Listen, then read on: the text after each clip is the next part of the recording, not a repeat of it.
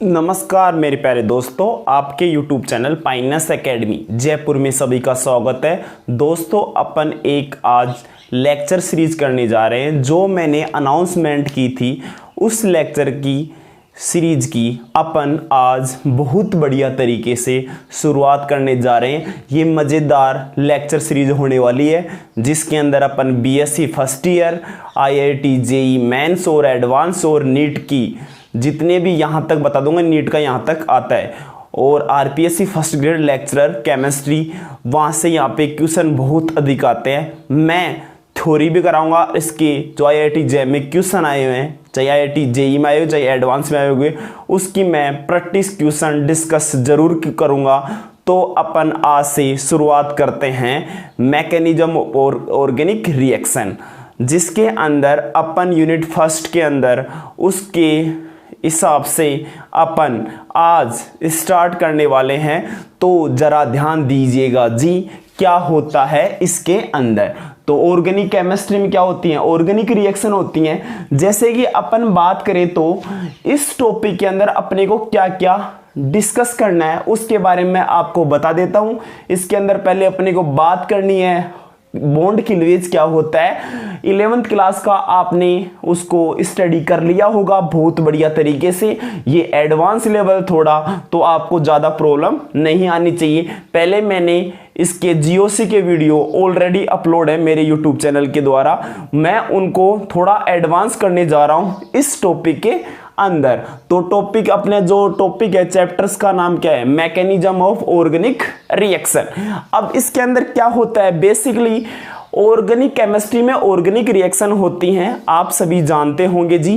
तो इसके अंदर अपन और भी डिस्कस करें तो कोई भी रिएक्शन होती है, कोई भी केमिकल रिएक्शन होती है, उसमें क्या होता है, एक तो रिएक्टेंट होता है, एक प्रोडक्ट होता है। तो उसमें क्या होता है, ओल्ड बॉन्ड ब्रेक होता है, न्यू बॉन्ड का फॉर्मेशन होता है। तो ये इसकी जो ये अपने को इसका फंडा समझना है कि इसके अंदर होता क्या है। जरा ध्यान दीजिएगा, ऐसे होता है। पहले आपको उसका प्रैक्टिकल वैल्यू और थ्योरेटिकल वैल्यू के बारे में बहुत बेसिक ज्ञान होना जरूरी है अगर आप वो मैकेनिज्म ऑफ ऑर्गेनिक रिएक्शन पढ़ रहे हो। तो पहले क्या होता है जी, यहाँ पे होता है पहला, यहाँ पे होता है रिएक्टेंट होता है, यहाँ पे क्या होता है, रिएक्टेंट होता है, ये आप सभी जानते हो। और इसके साथ किसका फॉर्मेशन होता है, यहाँ पे फर्दर किसका फॉर्मेशन होता है, प्रोडक्ट का होता है। किसका फॉर्मेशन होता है, प्रोडक्ट का। एक तो मेरे पास क्या था, रिएक्टेंट था, और एक मेरे पास क्या था, इस रिएक्टेंट के बाद क्या बनता है, प्रोडक्ट बनता है। यानी ये कम मात्रा में था, ये क्या बन गया, ज्यादा मात्रा में। अब क्या होगा, जरा ध्यान दीजिएगा, ये मुझे इसका फंडा समझना है, ये कैसे इसके अंदर चेंज हो गया। ये क्या लगाना है, यहाँ पे फंडा लगाना है। तो यहाँ पे क्या होते हैं, यहाँ पे पुराने बंधन टूटते हैं, ओल्ड बॉन्ड ब्रेक, यानी पुराने बंधन टूटते हैं। और यहां पे क्या होता है बेटा जी, यहां पे बनता है न्यू बॉन्ड, या form new bond, from new bond, या न्यू बॉन्ड का फॉर्मेशन होता है यहां पे, फ्रॉम न्यू बॉन्ड। तो इसके अंदर क्या हुआ, ओल्ड बॉन्ड ब्रेक और किसमें, फ्रॉम न्यू बॉन्ड। ये क्या है, अपनी अधूरी पिक्चर है। क्या है ये, अधूरी पिक्चर। अब इस पिक्चर को अपने करना है पूरा, ये अपनी अधूरी पिक्चर है, इस पिक्चर को अपने करना है पूरा। अब जरा ध्यान दीजिएगा, अब क्या है मजेदार, ऑर्गेनिक केमिस्ट्री में क्या होता है, ऑर्गेनिक केमिस्ट्री में बेसिकली क्या होती हैं, ऑर्गेनिक रिएक्शन होती हैं, ऑर्गेनिक रिएक्शन। अब ये ऑर्गेनिक रिएक्शन कैसे कंप्लीट होती हैं उसके बारे में आपको मैं बहुत बढ़िया सिखाने वाला हूं। तो मैंने क्या बताया, एक इसके अंदर इसकी कम मात्रा होती है, किसमें चेंज होता है, प्रोडक्ट में चेंज होता है। यहां पे क्या होता है, ओल्ड बॉन्ड ब्रेक और फ्रॉम न्यू बॉन्ड, यानी नया बॉन्ड का फॉर्मेशन। ये अपनी अधूरी पिक्चर है। ऑर्गेनिक केमिस्ट्री में क्या होता है, बेसिकली ऑर्गेनिक रिएक्शन होती है। अब जरा ध्यान दीजिएगा, अब क्या होता है इसके अंदर, कैसे ये ऑर्गेनिक रिएक्शन कंप्लीट होते हैं उसके बारे में आपको सिखाना चाहूंगा जी। तो यहां पे क्या होता है, यहां पे होता है सबस्ट्रेट, जो कम मात्रा में लेते हैं इसको सबस्ट्रेट होता है। और यहां पे इसके पास क्या होता है जी, यहां पे होता है अटैकिंग अटैकिंग रिएजेंट, यहां पे अटैकिंग रिएजेंट होता है। और यहां पे क्या होता है इसके पास, यहां पे होता है सोलवेंट, और यहां पे किसका फॉर्मेशन होता है, यहां पे होती है ट्रांजिशन स्टेट, ट्रांजिशन स्टेट, यह क्या होती है यहां पे ट्रांजिशन स्टेट होती है। और यहां पे क्या होती है, यहां पे होती है रिएक्टिव इंटरमीडिएट, रिएक्टिव इंटरमीडिएट, यहां पे क्या होते हैं रिएक्टिव इंटरमीडिएट। ये किसका फॉर्मेशन करते हैं, ये करते हैं प्रोडक्ट का फॉर्मेशन। किसका करते हैं, ये प्रोडक्ट का फॉर्मेशन करते हैं। तो ये था इसके अंदर अपने को ऑर्गेनिक केमिस्ट्री में ऑर्गेनिक रिएक्शन कैसे होती हैं। तो मैंने बताया, दोबारा सुनना जी, जरा ध्यान में रिकॉल कर लेता हूं दोबारा। एक होता है यहाँ पे रिएक्टेंट किसी में चेंज हो गया, प्रोडक्ट में यहाँ पे ओल्ड बॉन्ड ब्रेक हुआ, तो यहाँ पे क्या फंडा लगाना है, यहाँ पे क्या लगाना है फंडा। तो फंडे को समझने के लिए मैं नीचे लगा दिया ऑर्गेनिक केमिस्ट्री में क्या होती है ऑर्गेनिक रिएक्शन। तो फ्रॉम क्या होता है न्यू बॉन्ड, ये अपनी क्या है अधूरी पिक्चर है। इस पिक्चर को अपन इस चैप्टर के अंदर फंडामेंटल ऑर्गेनिक पढ़ रहे हैं, ऑर्गेनिक केमिस्ट्री मैकेनिज्म कैसे कंप्लीट होती है। जरा ध्यान दीजिएगा बेटा जी, यहां पे होता है सब्सट्रैक्ट और यहां पे क्या होता है अटैकिंग रिएजेंट। यहां पे सोलवेंट कई प्रकार के होते हैं, नॉन पोलर सोलवेंट होता है, सोलवेंट आर टू टाइप्स, एक होता है पोलर सोलवेंट, एक होता है नॉन पोलर सोलवेंट। यहां पे क्या हुआ, यहां पे ट्रांजिशन स्टेट बनी और यहां पे क्या हुआ रिएक्टिव इंटरमीडिएट। ये किसका फॉर्मेशन हो गया, प्रोडक्ट का फॉर्मेशन हो गया। यह आपके समझ में आ रहा होगा बहुत बढ़िया तरीके से। तो मेरे पास मुझे क्या बनाना था, मुझे प्रोडक्ट बनाना था, तो मेरे पास क्या बन गया, ये प्रोडक्ट बन गया। लास्ट में यहां पे एरो लगा दिया मैंने, एरो, तो इनको मिला क्या बन जाएगा प्रोडक्ट, किसको ट्रांजिस्टेट और रिएक्टिव इंटरमीडिएट को मिला क्या बन जाता है प्रोडक्ट बन जाता है। अब जरा ध्यान दीजिएगा, अब मैं आपको हमारे चैप्टर्स के अंदर our chapters we will discussing about subtract. ये सारा खेल किसका चलेगा, यहां पे सब्सट्रैक्ट चलेगा, किसका चलेगा रे सब्सट्रैक्ट चलेगा। इसमें क्या आएगा इलेक्ट्रॉन डेंसिटी आएगी, क्या आएगी इलेक्ट्रॉन डेंसिटी। तो हमारे चैप्टर्स में ओवर चैप्टर्स में अपन क्या पढ़ेंगे, इसके अंदर अपन डील करेंगे इलेक्ट्रॉन डेंसिटी का, इलेक्ट्रॉन डेंसिटी का मतलब होता है पैसा। क्या होता है पैसा, सारा खेल किसका होता है पैसे को होता है। तो इलेक्ट्रॉन डेंसिटी में क्या होता है, और चैप्टर में सब्सट्रैक्ट किसका होता है इलेक्ट्रॉन डेंसिटी कम भी हो सकती है और ज्यादा भी हो सकती है। तो यहां पे मैं लिख सकता हूं बेटा जी, यहां पे क्या हो सकती है कम भी हो सकती है और ज्यादा भी हो सकती है, यानी कम भी इलेक्ट्रॉन डेंसिटी कम भी हो सकती है और ज्यादा भी हो सकती है। कम होगी तो वहां पे क्या आएगा कम और ज्यादा भी हो सकती है। तो इलेक्ट्रॉन डेंसिटी के अंदर अपने को बेसिकली क्या क्या इसके अंदर डील करना है। इलेक्ट्रॉन डेंसिटी के अंदर अपन क्या डील करेंगे, यहाँ पे इलेक्ट्रॉन डेंसिटी में अपन बात करते हैं इलेक्ट्रॉनिक डिस्प्लेसमेंट की, इलेक्ट्रॉनिक डिस्प्लेसमेंट की। किसकी बात करते हैं इलेक्ट्रॉन डिस्प्लेसमेंट के अंदर। इलेक्ट्रॉन डिस्प्लेसमेंट में क्या होता है इलेक्ट्रॉन डेंसिटी अगर कम होगी, क्या होगी कम होगी, तो वहां पे क्या आएगा न्यूक्लियोफाइल नेगेटिव चार्ज। अगर वो ज्यादा होगी वहां पे क्या आएगा इलेक्ट्रोफाइल। तो ये था इसके बारे में इतना। अगर वो कम है तो क्या आएगा इलेक्ट्रोफाइल, सॉरी यहां पे इलेक्ट्रोफाइल आएगा, यहां पे आएगा इलेक्ट्रोफाइल और यहां पे आएगा न्यूक्लियोफाइल। मैंने उल्टा कर दिया। ये था इसके बारे में। अब दोबारा बात कर लेते हैं, गलती हो जाती है सभी से होती है। यहां पे क्या होता है रिएक्टेंट और प्रोडक्ट, ओल्ड बॉन्ड ब्रेक होता है, फ्रॉम न्यू बॉन्ड फॉर्मेशन होता है। तो ये अधूरी पिक्चर, इसको कंप्लीट पिक्चर करेंगे। ये फंडामेंटल ऑर्गेनिक केमिस्ट्री का चैप्टर डिस्कस करें, मैकेनिज्म ऑफ ऑर्गेनिक रिएक्शन। तो यहाँ पे सब्सट्रैक्ट होता है, यहाँ पे अटैकिंग रिएजेंट होता है। तो यहाँ पे क्या होता है ओल्ड इस पूरे चैप्टर में क्या पढ़ना पड़ेगा, इलेक्ट्रॉन डेंसिटी कम होगी तो क्या आएगा वहां पे इलेक्ट्रोफाइल आएगा, ज्यादा है तो क्या आएगा न्यूक्लियोफाइल।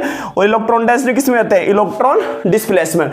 इलेक्ट्रॉनिक डिस्प्लेसमेंट कौन कौन से होते हैं, एक होता है रेजोनेंस, एक होता है हाइपर कॉन्जुगेशन, एक होता है इंडक्टिव इफेक्ट और एक होता है इलेक्ट्रोमेरिक इफेक्ट, एक होता है इंडोमेरिक इफेक्ट। ये क्या होते हैं, सारे इलेक्ट्रॉनिक डिस्प्लेसमेंट होते हैं। रिएक्टिव इंटरमीडिएट आप जानते होंगे, कार्बोकैटायन होता है, कार्बेनाइन होता है और कार्बीन होती है, और नाइट्रीन होती है, बेंजाइन होता है और क्या होता है इनामिन होता है और यूलाइड। ये था रिएक्टिव इंटरमीडिएट। मैं इसको रिमूव कर देता हूं, आपके समझ में आ गया होगा बहुत बढ़िया तरीके से। इसको रिमूव कर देता हूं मैं भी। अब देखते हैं अब क्या करने वाले हैं, थोड़ा सा ध्यान दीजिएगा जी। अब अपने को क्या करना है जी, अब देखो जी अब क्या होता है। अब मैं बात करूंगा बहुत बढ़िया तरीके से। क्या बात करने वाला हूं मैं, अब मैं बात करूंगा एरो नोटेशन की। किसकी बात करूंगा, एरो नोटेशन। किसके अंदर, केमिकल रिएक्शन में एरो नोटेशन कैसे रिप्रेजेंट किया जाता है उसके बारे में मैं आपसे रूबरू होना चाहूंगा जी। तो representation of arrow notation in chemical reaction. अब ध्यान दीजिएगा, मेरा टॉपिक क्या स्टार्ट करने वाला हूं। टॉपिक मैंने स्टार्ट कर दिया पहले भी, ये मैंने बेसिक ज्ञान दिया था आपको कैसे रिएक्टेंट से प्रोडक्ट में चेंज होता है, किसकी इलेक्ट्रॉन डेंसिटी कम होती है, किसकी इलेक्ट्रॉन डेंसिटी ज्यादा। इलेक्ट्रॉन डेंसिटी का मतलब होता है पैसा, क्या होता है पैसा, किसके पास ज्यादा है किसके पास कम है। अब जरा ध्यान दीजिएगा, इसके अंदर अब क्या टॉपिक स्टार्ट करने जा रहे हैं,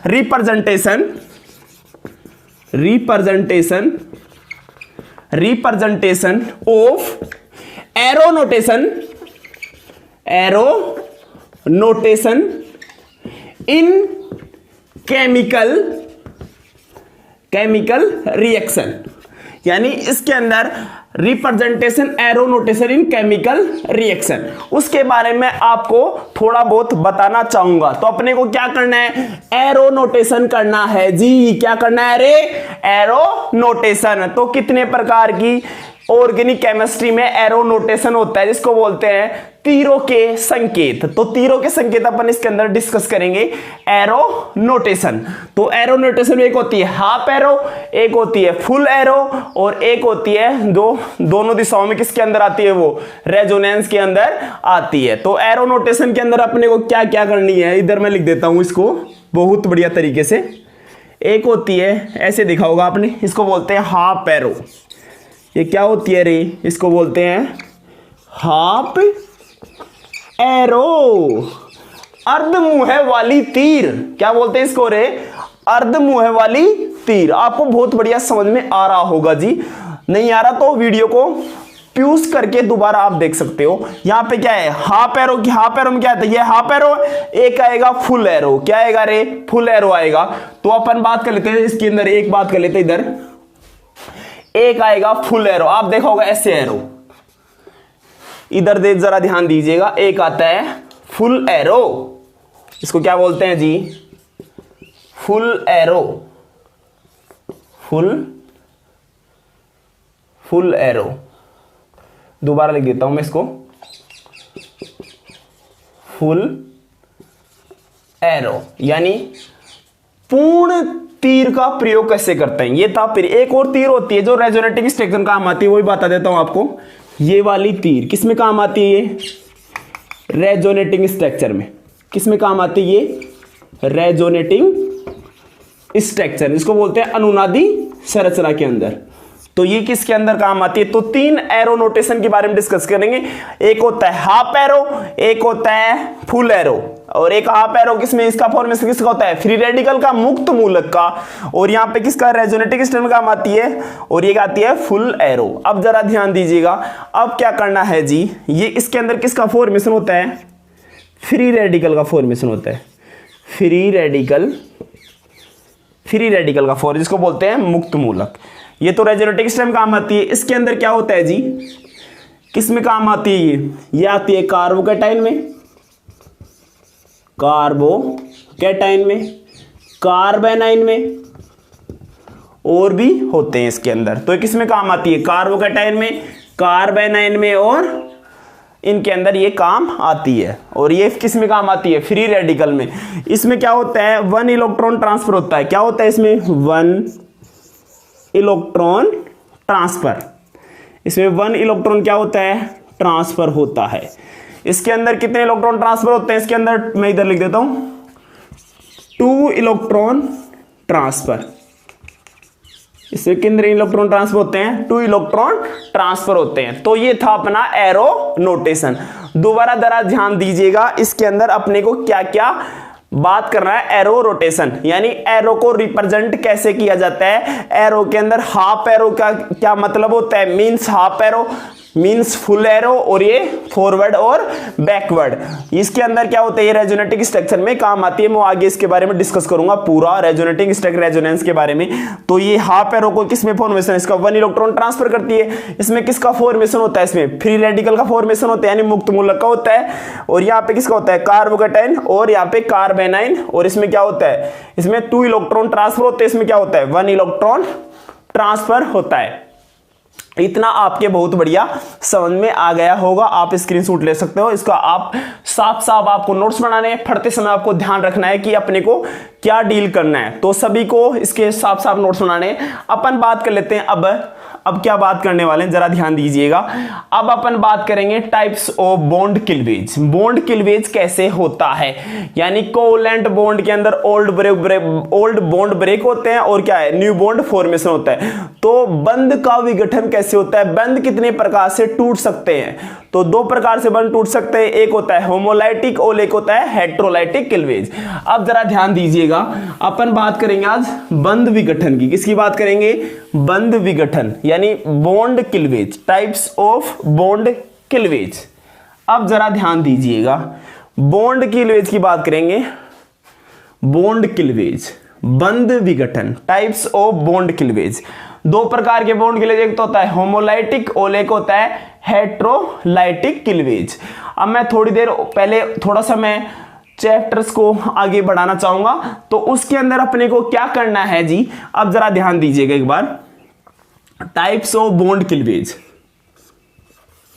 अभी इसमें बात कर लेंगे उसकी, types of bond cleavage. Bond cleavage, types of bond cleavage.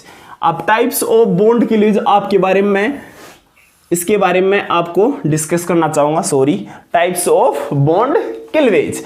अब जरा ध्यान दीजिएगा, बंध कितने प्रकार से टूटता है, बंध 2 प्रकार से टूटता है। एक होता है होमोलाइटिक, एक होता है हेट्रो। इसको दूसरा नाम ही बोला जाता है, इसको निकनेम में बोला जाता है, इसको बोलते हैं, एक होता है होमोलाइसिस और एक होता है हेट्रोलाइसिस। तो 2 प्रकार से बॉन्ड टूटते हैं, जरा ध्यान दीजिएगा। अब 2 इसके ऊपर बोर्ड के ऊपर ध्यान रखने का, तो यहां पे दो बॉन्ड ब्रेक होते हैं। मैं इसको डायग्राम के हिसाब से समझाना चाहता हूं आपको। एक इसमें होता है, इसके अंदर क्या होता है, एक होमोलाइटिक क्लीवेज, होमोलाइटिक क्लीवेज क्या होता है, एक होमोलाइटिक क्लीवेज, और एक होता है मेरे पास heterolytic cleavage. Heterolytic cleavage, heterolytic cleavage. तो बॉन्ड फिजन कितने प्रकार के होते हैं, 2 प्रकार के बॉन्ड फिजन होते हैं, होमोलाइटिक क्लीवेज और हेट्रो। इसको हिंदी में बोलते हैं, एक होता है समांश विखंडन, एक होता है विषमांश विखंडन। तो समान रूप से इसमें इक्वल डिस्ट्रीब्यूशन होता है किसका, इलेक्ट्रॉनों को। तो मैं यहाँ पे लिख सकता हूं इसकी डेफिनेशन। तो इसकी डेफिनेशन क्या होगी, इसके अंदर क्या होता है, मीन्स, इसका मीन्स क्या होता है इसका। तो यहां पे मैं लिखूंगा इक्वल डिस्ट्रीब्यूशन ऑफ इलेक्ट्रॉन, ये ध्यान रखना। तो यहां पे क्या होता है, इक्वल डिस्ट्रीब्यूशन किसका होता है, इलेक्ट्रॉनों का डिस्ट्रीब्यूशन आता है। यानी इसके अंदर जो मैंने फ्री रेडिकल बताया तो वहां पे काम आने वाला। तो यहां पे क्या होता है, इक्वल डिस्ट्रीब्यूशन ऑफ इलेक्ट्रॉन। तो इसका मींस क्या होता है, होमोलाइटिक का यहाँ पे इक्वल डिस्ट्रीब्यूशन होता है किसका, इलेक्ट्रॉनों का, बराबर एक इलेक्ट्रॉन यहाँ पे ट्रांसफर होते रहते हैं। और एक बात करें हेट्रोलाइटिक क्लीवेज, इसका मींस क्या होता है, इसका मींस क्या होता है, अनइक्वल डिस्ट्रीब्यूशन ऑफ इलेक्ट्रॉन। यहाँ पे डिस्ट्रीब्यूशन डी लिख दिया मैंने, अनइक्वल डिस्ट्रीब्यूशन ऑफ इलेक्ट्रॉन। तो यहाँ पे क्या होता है, असामान्य इलेक्ट्रॉनों का क्या होता है, डिस्ट्रीब्यूशन है। यहाँ पे किसका फॉर्मेशन होगा, यहाँ पे अलग अलग दो दो इलेक्ट्रॉन यहाँ पे ट्रांसफर होते रहते हैं, किसके अंदर, हेटेरोलाइटिक क्लीवेज। होमोलाइटिक क्लीवेज क्या होता है बेटा जी, यहाँ पे इक्वल डिस्ट्रीब्यूशन होता है, किसका होता है, यहाँ पे फ्री रेडिकल का फॉर्मेशन होता है। यहाँ पे मैं लिख सकता हूं फॉर्मेशन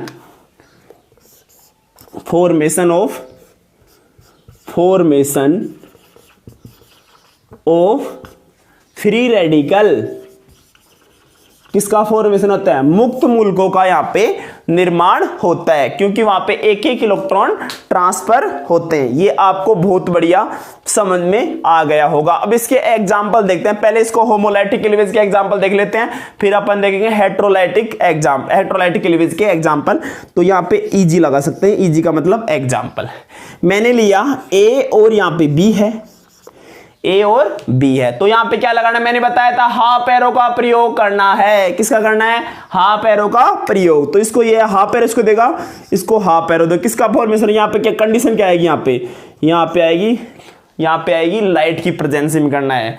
किसी में करना है, लाइट की प्रेजेंसी में या थर्मोलाइसिस। यहाँ पे ये भी हो सकता है, इसका मतलब है थर्मोलाइसिस, यानी त्रिभुज का साइन, यानी ट्राइंगल साइन। तो यहाँ पे किसकी इक्वल डिस्ट्रीब्यूशन हो रहा है, एक इलेक्ट्रॉन इसको ट्रांसफर कर रहा है, ये एक इलेक्ट्रॉन इसको ट्रांसफर कर रहा है, ये इसको एक इलेक्ट्रॉन ट्रांसफर कर रहा है। तो इसका ए रेडिकल बन गया और यहाँ पे क्या बन गया, बी रेडिकल। तो किसका फॉर्मेशन होगा, फ्री रेडिकल का फॉर्मेशन हो गया। किसका फॉर्मेशन हो गया जी, फ्री रेडिकल का फॉर्मेशन हो गया।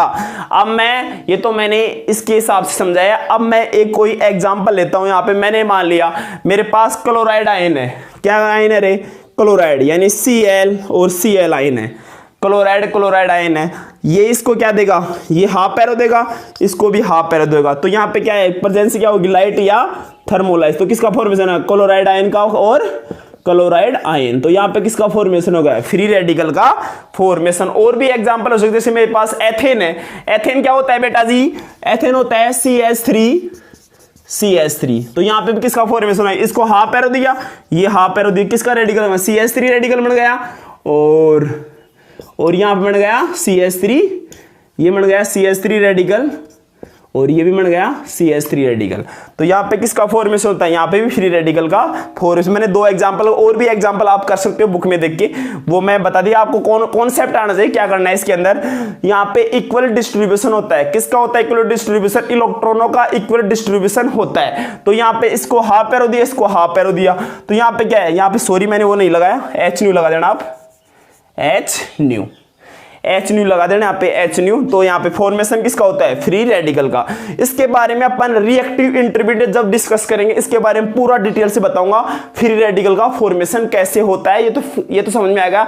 यहाँ पे क्या होता है, होमोलाइसिस होता है या होमोलाइटिक क्लीवेज होता है। तो ये समझ में आपको बहुत बढ़िया समझ में आ गया होगा। तो इसके एग्जाम्पल बता दिए। तो अगर आपको समझ में नहीं आए तो आप कमेंट कीजिएगा आपके कहां पे समझ में नहीं आया। तो यहाँ पे हेटेरोलाइटिक क्लीवेज क्या होता है, अनइक्वल डिस्ट्रीब्यूशन ऑफ इलेक्ट्रॉन। अब इसके एग्जाम्पल देखने इजी। एग्जाम्पल क्या देखना है बेटा जी, इधर देखो जी, इसके एग्जाम्पल क्या है। वैसे मैंने पहले तो उसके अकॉर्डिंग समझा देता हूं, पहले वाला जैसे मैंने समझाया था। यहाँ पे ए और बी है, क्या है बेटा जी, ए और बी। ये यहाँ पे इसकी इलेक्ट्रॉन डेंसिटी क्या, इसकी इलेक्ट्रॉन डेंसिटी खेल तो चलता है सारी जगह। तो यहाँ पे क्या है, बी की इलेक्ट्रॉन नेगेटिविटी ज्यादा है, तो ये अपने इलेक्ट्रॉनों को अट्रैक्शन करेगा। क्या करेगा, अट्रैक्शन। तो यहाँ पे जाएगा, तो यहाँ पे क्या करना है, यहाँ पे फुल एरो लगाना है। क्या लगाना है, फुल एरो, यानी unequal distribution of electron also called as heterolytic cleavage. तो यहाँ पे क्या लगाना है, अपने को फुल एरो लगाना है। तो किसका फॉर्मेशन हो जाएगा, मैंने बताया था कार्बोकेटाइन का फॉर्मेशन होता है और कार्ब एनाइन का। तो ये बन जाएगा नेगेटिव चार्ज और इसके बाद आएगा पॉजिटिव चार्ज। तो इसकी इलेक्ट्रॉन नेगेटिविटी क्या है, इसकी इलेक्ट्रॉन नेगेटिविटी ज्यादा होती है। यहाँ पे इलेक्ट्रॉन नेगेटिविटी क्या होती है, इलेक्ट्रॉन नेगेटिविटी यहाँ पे 0 होती है। En का मतलब इलेक्ट्रॉन नेगेटिविटी यहाँ पे क्या होती है, 0 होती है। यहाँ पे इलेक्ट्रॉन नेगेटिविटी 0 नहीं होती है। Delta En naught is equal to 0, यहाँ पे 0 नहीं होती है। क्या नहीं होती, यहाँ पे 0, यानी इलेक्ट्रॉन नेगेटिविटी 0 नहीं होती। कहां पे, हेट्रोलाइटिक क्लीवेज। इलेक्ट्रोनेगेटिव थोड़ी ज्यादा होती है, किसकी बी की ज्यादा है, तो अपनी इलेक्ट्रॉन ट्रांसफर करता है। तो इसके ऊपर क्या जाएगा पॉजिटिव चार्ज, और इसके ऊपर क्या जाएगा, एक के ऊपर क्या जाएगा पॉजिटिव, बी के ऊपर क्या जाएगा नेगेटिव चार्ज। अब इसके एग्जाम्पल अपन देखते हैं कौन कौन से एग्जाम्पल हैं। तो मैं बात करता हूं एल्किल क्लोराइड की, मैं बात कर लेता हूं। मेरे पास एग्जाम्पल वो ले सकते हैं, यहाँ पे इसको मैं मिटा देता हूं, यानी इलेक्ट्रॉन नेगेटिविटी को। यहाँ पे CH3Cl, तो यहाँ पे क्या हुआ, यहाँ पे हुआ HC यानी हेट्रोलाइटिक क्लीवेज, यहाँ पे हुआ H, इसको होमोलाइसिस कर देना आप सभी, होमोलाइसिस होता है यहाँ पे। तो यहाँ पे क्या हुआ, यहाँ पे HC होता है। क्लोराइड की इलेक्ट्रोनेगेटिविटी ज्यादा, तो इलेक्ट्रॉन को खींचेगा, तो यहाँ पे क्या बन जाएगा, इसके ऊपर क्या बन जाएगा CH3, इसके ऊपर पॉजिटिव, एल्किल पे क्या जाएगा पॉजिटिव चार्ज, और यहाँ पे क्या जाएगा Cl के ऊपर क्या जाएगा नेगेटिव चार्ज। तो ये था अपना इसके बारे में होमोलाइटिक क्लीवेज क्या होता है और हेट्रोलाइटिक क्लीवेज क्या होता है। बॉन्ड क्लीवेज कितने प्रकार होते हैं, दो प्रकार, एक होता है होमोलाइटिक और दूसरा होता है हेट्रोलाइटिक क्लीवेज। होमोलाइटिक क्लीवेज में क्या होता है इक्वल डिस्ट्रीब्यूशन ऑफ इलेक्ट्रॉन, उसमें क्या होता है अनइक्वल डिस्ट्रीब्यूशन ऑफ इलेक्ट्रॉन। तो इसकी इलेक्ट्रॉन डेंसिटी क्या होती है, इनकी दोनों की सेम होती है। इलेक्ट्रॉन नेगेटिविटी क्या होती है, इनकी सेम होती है, एक इलेक्ट्रॉन ट्रांसफर होता है। इसमें क्या होता है दो इलेक्ट्रॉन ट्रांसफर होते हैं। तो इसमें किसका फॉर्मेशन होता है, इसमें फ्री रेडिकल का फॉर्मेशन होता है। इसमें दो रिएक्टिव इंटरमीडिएट स्पीशीज बनती है, एक बनती है कार्बोकेटाइन और दूसरी बनती है कार्ब एनाइन। इतना आपके समझ में आ गया होगा, बहुत बढ़िया। अब अपन इसकी आगे इनकी स्टडी करने वाले हैं। कंडीशन क्या होती है, कंडीशन मैं यहां पे बता देता हूं, condition of homolytic cleavage, condition of heterolytic किल, यानी इनकी शर्तें क्या होती है मैं थोड़ी देर के लिए बताता हूं। इसमें क्या होता है, यहाँ पे लो टेम्परेचर, यहाँ पे हाई टेम्परेचर लेते हैं और यहाँ पे लेते हैं लो टेम्परेचर। किसके अंदर, होमोलाइटिक क्लीवेज क्या लेते हैं, हाई टेम्परेचर। यहाँ पे लाइट की प्रेजेंस में करना है, यहाँ पे नहीं करना है जी। यहाँ पे क्या होगा, लो टेम्परेचर आएगा, यहाँ पे क्या हो जाएगा हाई टेम्परेचर। और क्या करना है, यहाँ पे होता है नॉन पोलर सोलवेंट और यहाँ पे होता है पोलर सोलवेंट। तो ये था इनके बारे में अंतर, difference between homolytic cleavage and heterolytic cleavage. अब अपन नेक्स्ट लेक्चर में डिस्कस कर देंगे टाइप्स ऑफ रिएजेंट, जिसके अंदर मैंने बताया था न्यूक्लियोफाइल, इलेक्ट्रोफाइल और न्यूट्रल। इनके सारे रिएजेंट के बारे में आपसे मैं रूबरू होना चाहूंगा नेक्स्ट लेक्चर के अंदर। इस वीडियो को शेयर कीजिएगा। आप सभी को मेरा धन्यवाद।